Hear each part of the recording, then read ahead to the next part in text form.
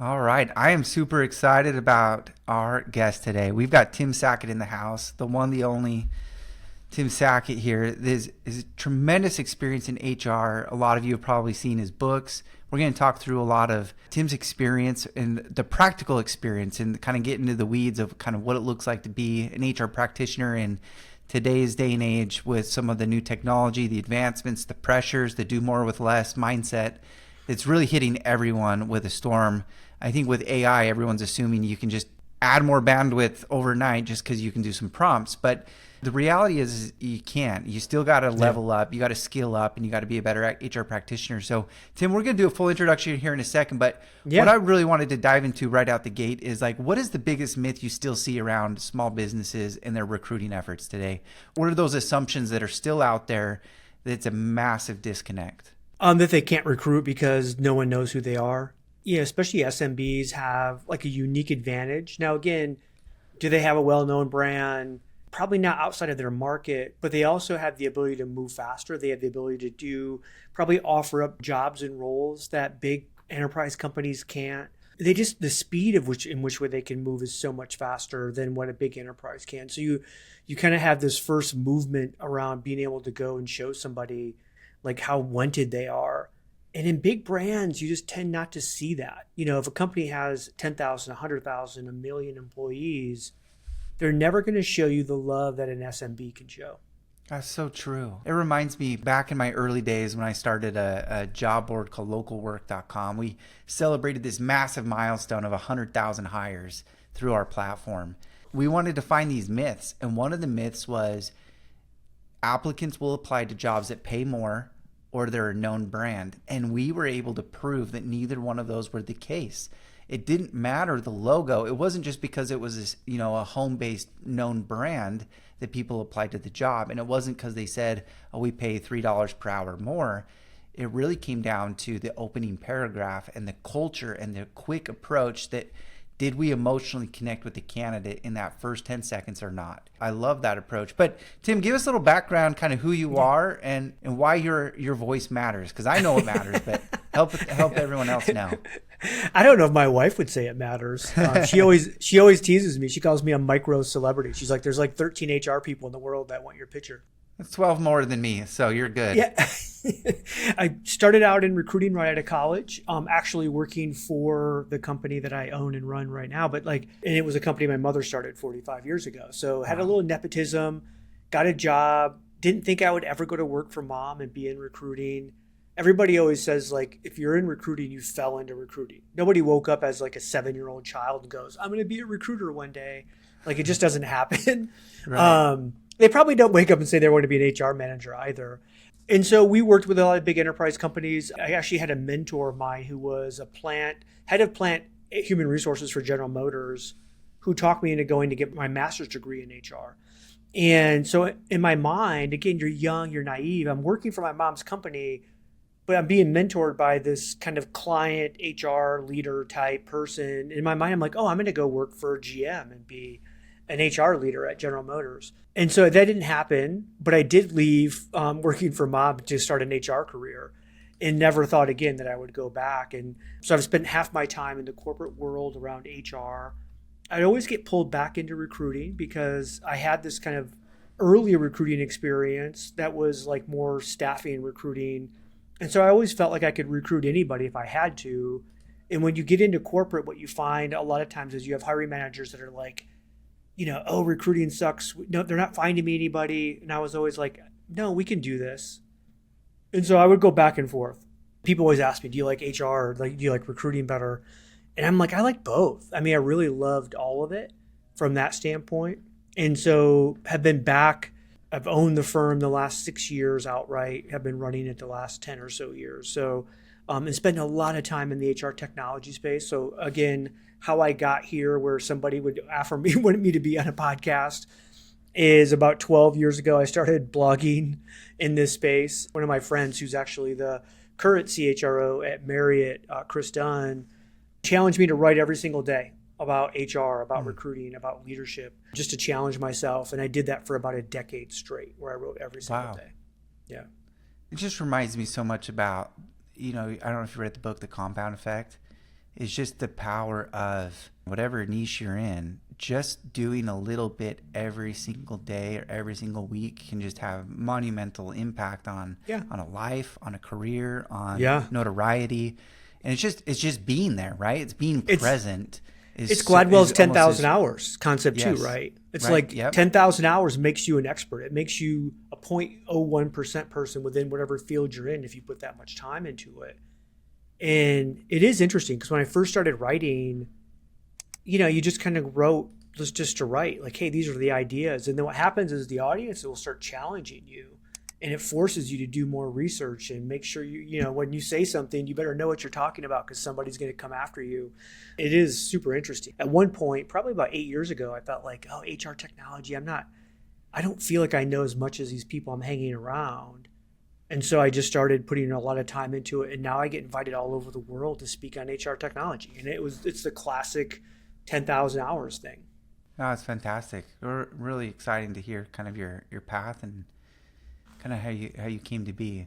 With that experience, you obviously wrote the Talent Fix, great book. You've got a lot of examples about kind of shifting mindset of these business leaders into their hiring. And one of them that you really focus on is not hire to fire.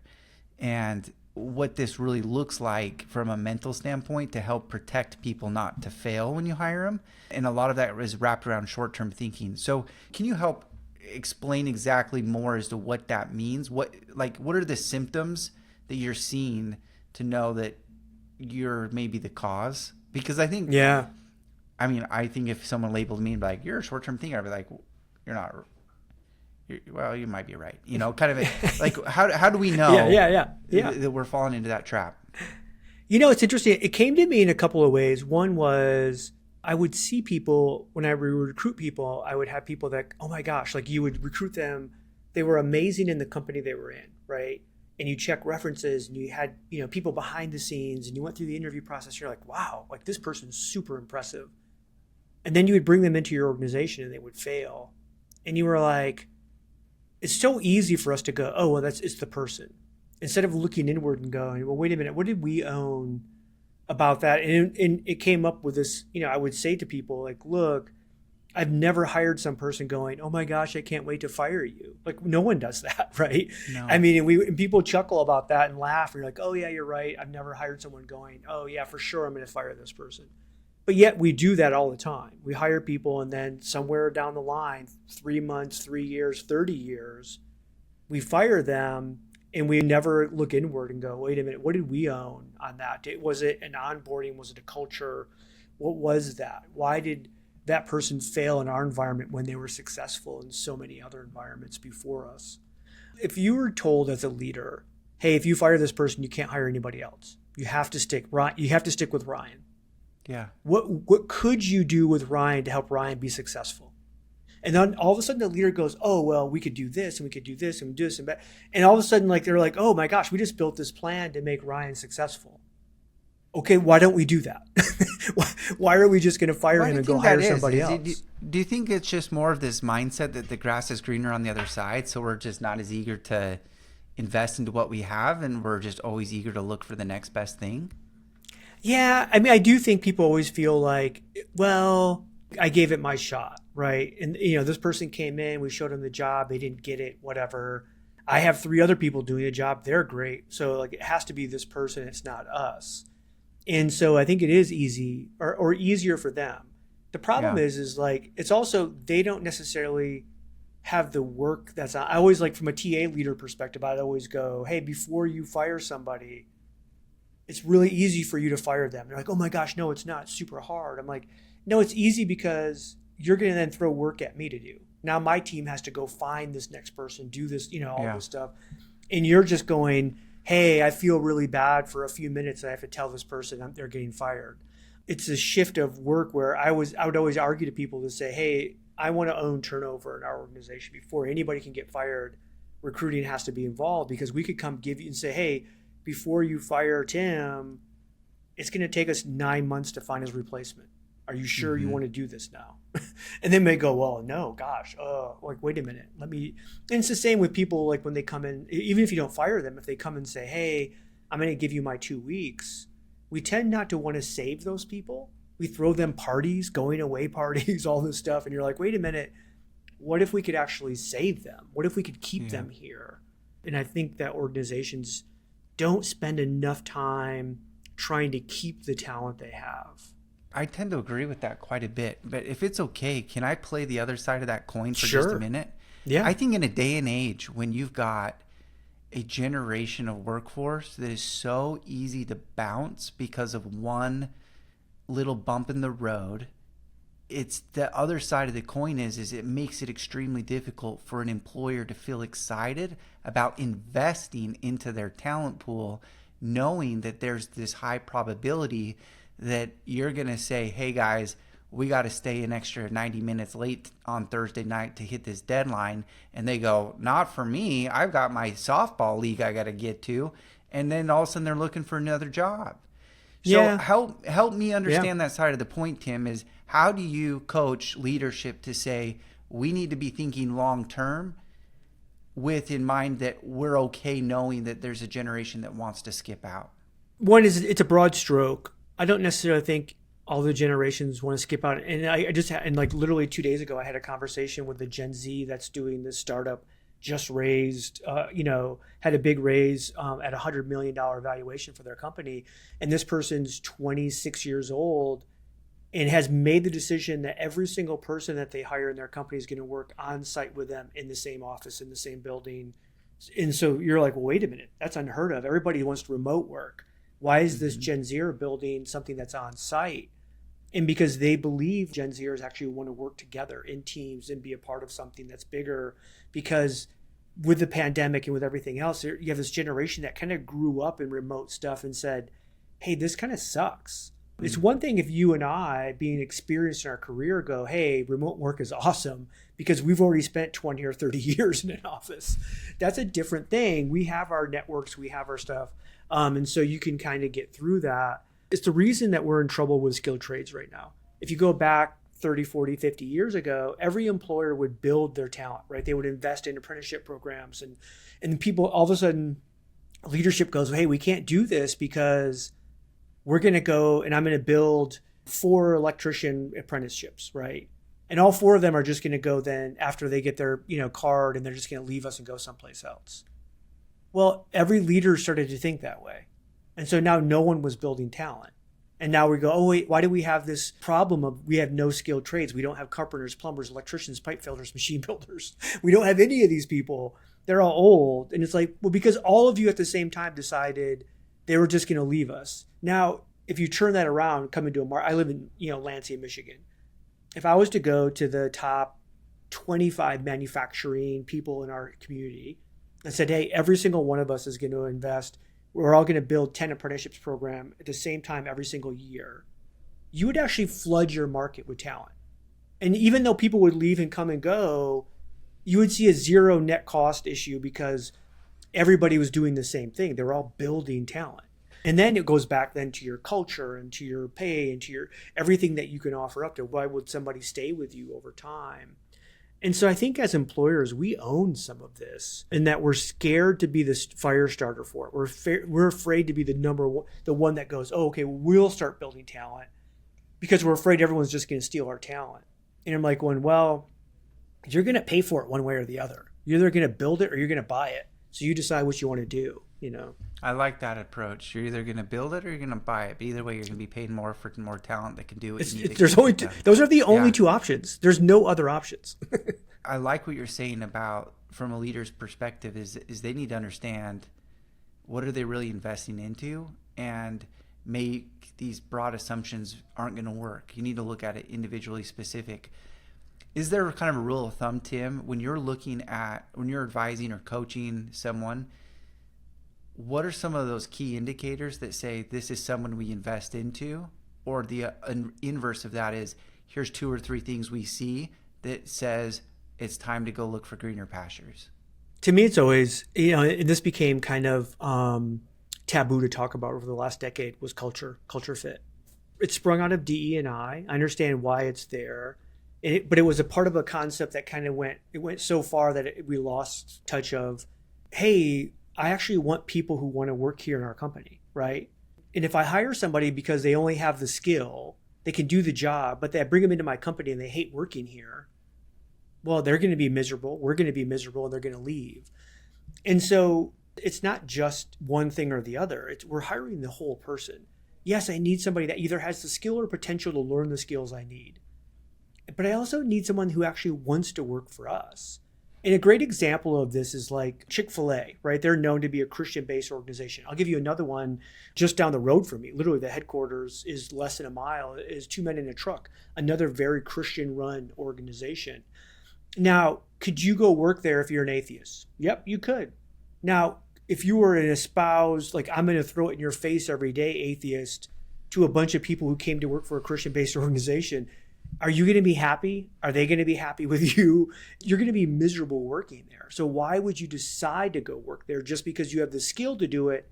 You don't have the will to do it, really, right? So it's this kind of the skill will thing where it's like, I'm going to invest in people who actually want to be a part of whatever we're doing.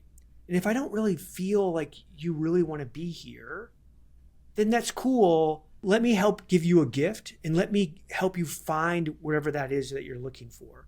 Because you're going to enjoy your life better, you're going to enjoy your professional life better, and you're going to be more successful if you find that fit. And we're just starting to hear that now come back. We're talking, more and more I hear from CEOs.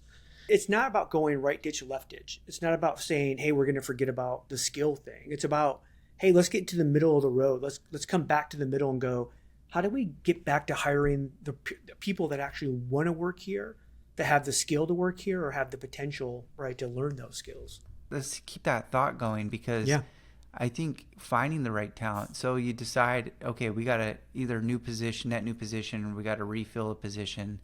Getting our job out there has been incredibly difficult. There's so much noise. It's hard to break through. It's hard to get those A players to see your job. What are some of those things that employers can do to break through the noise to start attracting A players? It's a great question. That's the $1 million holy grail of questions, because it's different for everybody. There's not one secret sauce, right? That's I think the unique piece of that. You're going to see employers try a lot of things. I think you have to be able to do the basics, the ABCs of this very well, right? So one is, I constantly tell people they'll just post their job on their career site and then, it'll get scraped by Indeed or something like that. But like pretty much they're like, well, we've had the job posted, Tim, for 6 months. Mm-hmm. And I always tell people, it's like, if you were selling whatever service or product you're selling, let's say you're selling Christmas trees, right? And you have this nice building on the highway and, you have your name out there, Acme Inc. And then you want to go, hey, we're going to build a real big billboard that tells everybody we sell Christmas trees.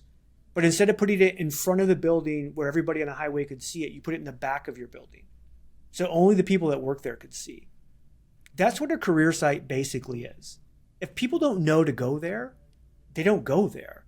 But we think that's like, oh my gosh, everybody's looking at our career site every day. No, they're not. There's no reason for them to look at your career site, especially A players that already have jobs.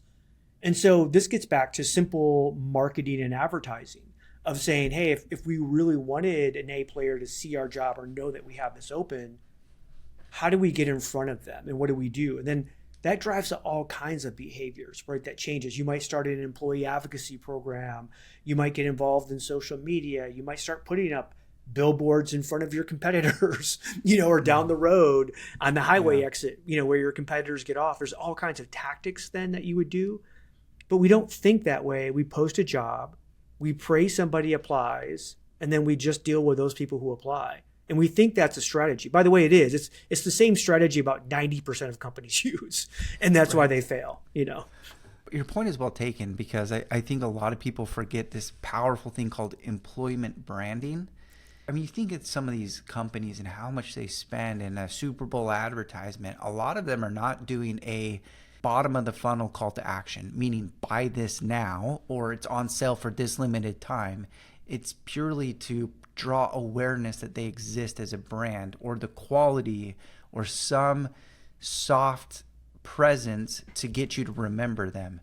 Yeah. And I believe that that's a powerful thing for employers to remember as well, that there's a thing called employment branding of your commitment back to your people, Yeah. your commitment back to their upskilling or their ability to showcase their company culture. And oftentimes that gets overlooked as a strategy. We just go to that bottom of the funnel. Are they clicking and applying? I do think it's tough though for employment branding because like I'm really close to Michigan State University and we've done this where we've gone on site like during like career, fair time, and we'll go and survey hundreds of kids and we'll say, hey, give us the top 3 employers, right? In the Lansing, Michigan market that you're looking for. And 100% of the time, they don't pick any of the actual employers here in Lansing. They pick national employers. It's Starbucks, it's Tesla, it's Facebook, whatever. All of which aren't even on campus recruiting, right? So the branding they're picking up has nothing to do with the local.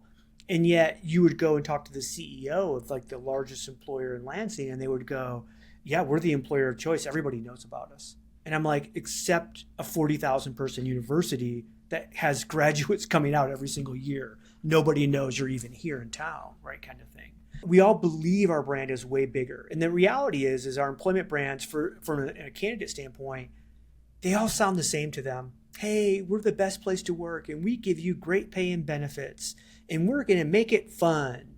And you're like, that's 99% of employment brands, And so you're kind of like, wait a minute, is this really having the impact we think it should have?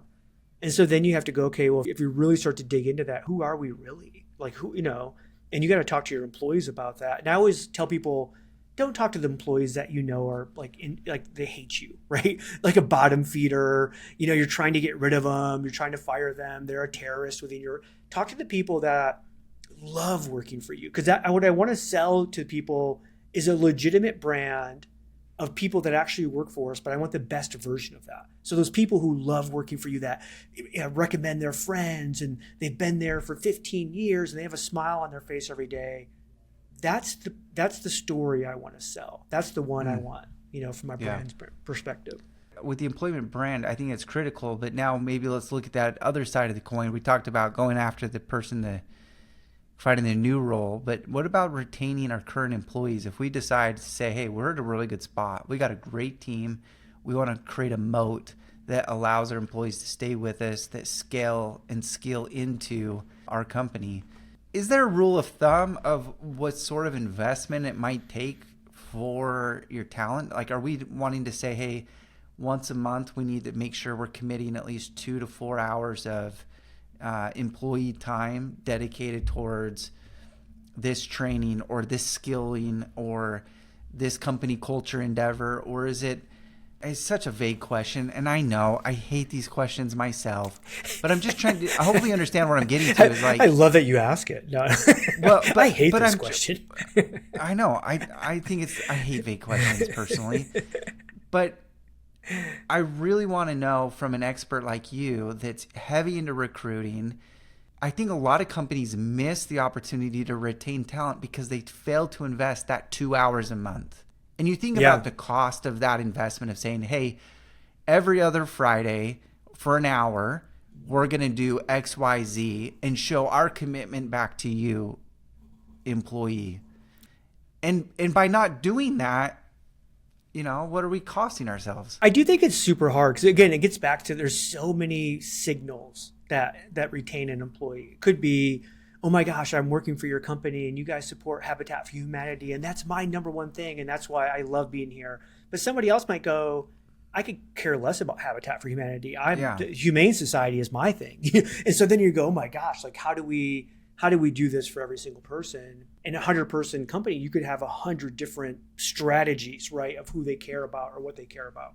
I always look at it this way. So when I was at Applebee's, we did a save strategy. And so first and foremost, you had to really understand who is your number. If you had 100 people in your company and you had to force rank them, you did a draft like you were doing for fantasy football. And it was your CEO and your CO are going to have a draft. At the end of the day, they were going back and forth. You need to know who your top people are. Who are the people they're going to draft? And then you also need to know who those bottom people are. Sometimes you might have a bottom 10% or 20%er that you don't care about. you care about them because, again, you didn't hire them to fire them, but like you've done everything. They've made a decision. It's just not going to work out. So it's just a matter of time until you get them off the bus. When I was at Applebee's, we did this calibration twice a year. So we knew who A players, B players, C players. And if an A player or a B player came to us and said, or we felt like, hey, they're being disconnected, they're going to leave. We heard they're interviewing, they put their 2 weeks in. I mean, there was an actual process for this where we would put them on a plane, within 48 hours be in front of the CEO and the CHRO of the company, 125,000 person company. And the CEO and the CHRO said, we'll drop everything. Because here's what they knew was an A player GM in Applebee's world made them about $1 million a year in net profit. A bad one lost them $500,000 a year in net profit in one restaurant. Oof, what a swing. So you would say, well, wait a minute. There's no one more important to the profitability of our company than these general managers. And so why would we ever allow? And they had a 40% save, and that save was measured a year after the fact, not like a 2 weeks after kind of thing. Sure.